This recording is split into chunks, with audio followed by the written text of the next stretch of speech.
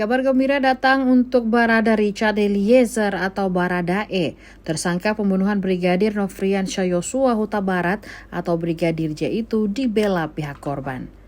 Tim kuasa hukum Brigadir J, Johannes Raharjo, berharap agar terdakwa Richard Eliezer atau Baradae tuntutannya diringankan.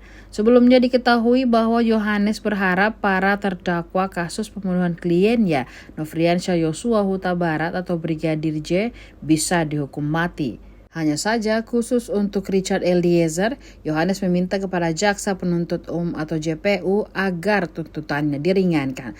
Pasalnya Richard Eliezer dinilai jujur dan memberikan keterangan selama persidangan berlangsung. Selain itu, Richard Eliezer juga dinilai telah tulus meminta maaf kepada keluarga Yosua. Diinformasikan sebelumnya, tuntutan Ricky Rizal dan Kuat Ma'ruf dari JPU sama, yakni dituntut 8 tahun penjara dalam kasus pembunuhan Brigadir J. Pembacaan tuntutan kedua terdakwa tersebut dilaksanakan dalam sidang tuntutan pada Senin 16 Januari 2023 kemarin. Ricky Rizal sendiri sebagai ajudan Ferdi Sambo terbukti ikut serta dan membantu merencanakan pembunuhan Brigadir J bersama Ferdi Sambo dan terdakwa lainnya.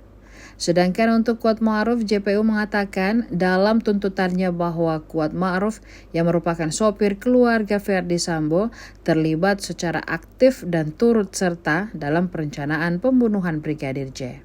Sementara itu, pada 17 Januari 2023, sidang tuntutan terhadap terdakwa Ferdi Sambo digelar. Ferdi Sambo dituntut hukuman penjara seumur hidup.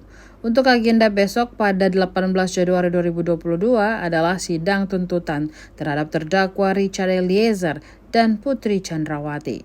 Diketahui bahwa kelima terdakwa kasus pembunuhan Brigadir J dijerat pasal 340 KUHP, subsidiar pasal 338 KUHP, serta pasal 55 KUHP.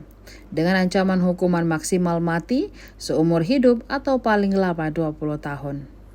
Sebelumnya, ahli psikologi klinis Liza Marieli turut dihadirkan oleh pihak Baradae pada agenda persidangan tersebut.